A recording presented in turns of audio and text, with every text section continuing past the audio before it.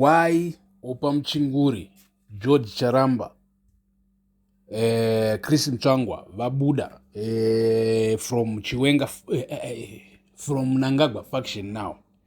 Rangaragari team Mnangagwa guy. Right. Murezi Zimbabwe taburisa isusu for a couple of days tichitaura nyaya idzidzi because ndo zviri kuitika kaMozambique right now. But pane maZimbabweans mazhinji anenge akarasika when it comes to politics, when it comes to where Zimbabwe is going right now, because toda kutaridzai kuri kuenda Zimbabwe because pane zvinhu zvekuti unototi kana ukatoona wotoona zoti da chiri kuzoitika ndechichi kana ichi kana ichi. Vana veZimbabwe apa ndipo makufanira kunyatsokunzwisisa kuti zvii zvinenge zvichiitika right now. Tiri kutaura kuti isusu Opah Muchinguri, Mntsvangwa, George Charamba, rese team riri kupanduka at the same time because military iri kutaura ende iri kuvhunduka because mapressures ari mukati memilitary right now masubmitted petitions asubmitwa asvitswa kuna general matatu ati one day. So mapetitions achisvitswa kuna general matatu vanenge vachiudzwa kuti we want protocol to be followed, and pari kutaridza kuti hapasi kufollowa protocol, and intelligence yemilitary inenge ichitaura kuti tiri kuona nyonga ichizoteera apa. So misai chinhu ichi chicape 3 chisati chatikanganisira zvinhu, handiti misai chinhu ichi very fast, handiti. So imimi munobva mamhanya maZimbabweans, momhanya muchinda makadai so, modzoka makadai so, vamwe vachitaura zvakati, but vanenge vasiri kunzwisisa zviri paground. So vana Opah Muchinguri vamunonzwa maministers of defense, they know what's happening.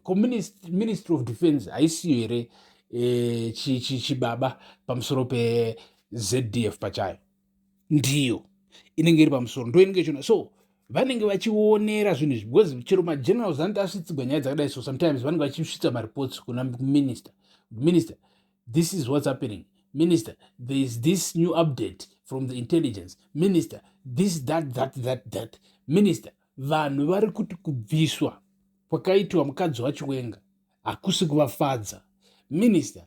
Vanhu vari kuti mapromotions evanhu 9 akaitwa saka vakomana vachionera information yese nana Opah Muchinguri vachionera information yese, ndipo vari kutanga kuona kuti kwataakuinda uku kwakuda kutamba wakadi wakangwarira, because anenge achianalyze kamasituation iwe zvinhu zvichifamba zvakadai so apa pakuda kutamba wakangwarira because mutambo watsvuke ropa, but at the same time haujambi too much, because kana ukajamba too much unoonegwa ukabudiswa muchikepe very fast kuti uri mupanduki, uri mutengesi, ende kana ukadzingwa unogona kutodzingwa zvachose, ndo kwekutopera kwepolitical career yako. Animupaona right, ndoda ndobati. So vanhu vese havanzwikwa in public vachitaura zvinhu zvinongokuudza kuti obviously they are against Cape 3. Takakuudza kuti Cape 3 kana uchitaura about Cape 3 uchisapota Cape 3 iwewe, there are things muri Zimbabwe zvaunofanira kuavoida kutaura. Ukatanga kutaura kuti hey, let's follow the constitution, takutoziva kuti iwewe hauswechi Cape 3 because Cape 3 is not about following the constitution.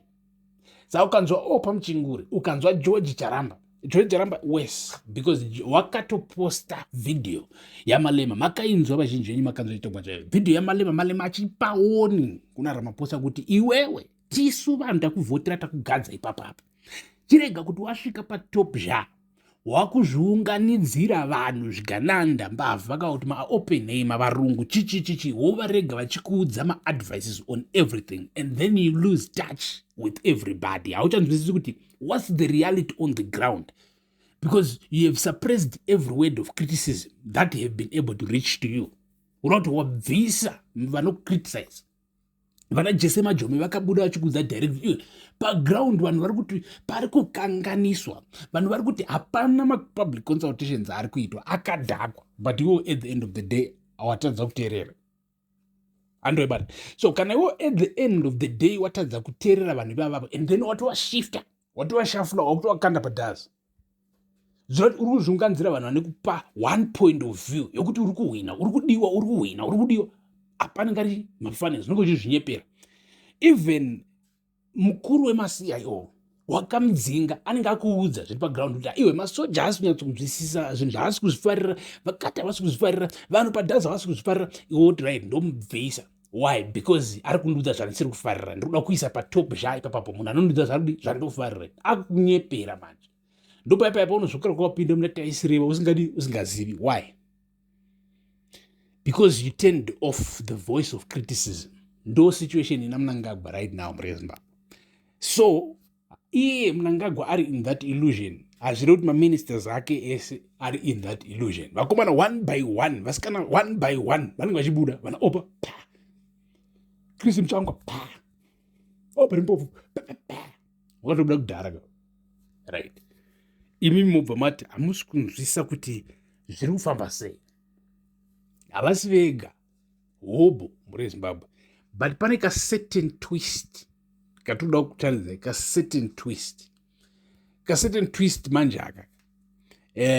Bhozi politics igame rokuti uchimuvha indomuvha, womuvha ndomuvha, ndostarta move yako and then ndomuvha, anoza ichess. So iri chess kudaro, chiri kuitika right now murezimbabwe ndechekuti Mnangagwa anenge achigaya, kana kuti hameno toti Mnangagwa kana kuti team Mnangagwa, kana kuti toti team Mnangagwa, kana kuti toti Cab 3 team, because I feel like chokwadi ndechekuti it's not only Mnangagwa who really loves kuona Cab 3 richita come to life, like on a real level.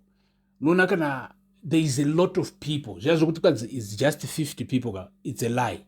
Vanhu vari kudla vakawanda singambobviri murezimbabwe, vanotosvika ma-thousands kusvika ma-5,000 vanhu like ukazvitarisa bhozi ukatarisa like for one example uri kutarisa iwowe wiki nochivhayo, handiti wangotarisa takangomira tichiti wiki nochivhayo, une vanhu vanomushandira kubva kumadriver kana kuti masecurity ake kumachi, vanhu ivava they also want kuti wiki nochivhayo arambe ari in position of power, arambe ari close proximity to power, to Mnangagwa or whoever comes next, kuita kuti varambe vane mabasa, varambe vachigona kumaintaina malives avo kumamesha, because that's why muchiona imimi politics pachadzoka vanhu havadzinzwisisi, but toda kuti mudzinzwisise murezimbabwe.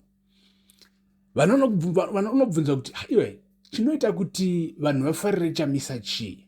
Vamwe vanokudza kuti choita vanhu vafarire chamisa is because chamisa anenge achingotaura zvekuchechi, achingoacta like mfana waJesus, innocent and stuff. That's why people love chamisa. But I will tell you that's not true. People are all about economics. Vanhu vanenge vachingofunga zvokuti how do I benefit from this? Ndodla here. Chamisa mufeso wokuti he is so able to promise people direct success. Kureva kuti achingopinda mupower, method yake haisiri kwa ndombokuvanda kano chero mukamhanya muchiti kwanzi chimi mose muchiti kwa Chamisa mutengesi, bhozi anenge aitaura zvokuti ndotohwisana naTrump, varungu vanouya akazara muno muchichi momhanya muchiti Chamisa mutengesi, but strategy iyoyo inotoshanda. Kana iwo ukanyatsokuvimbisa vanhu direct kuti vakomana ini ndiri kuvisa varungu back, vouya vozara mabasa, vozara maKFC, vozara machichi, matotopiwa mazishoprite, maziwati wati ndo otozara muno, kana vana Walmart ekuda naAmerica otozara muno muZimbabwe very very fast. Within a year chinyika chino chechadova chi-United States young United States, United States light, and because ndotohwisana navo varungu ava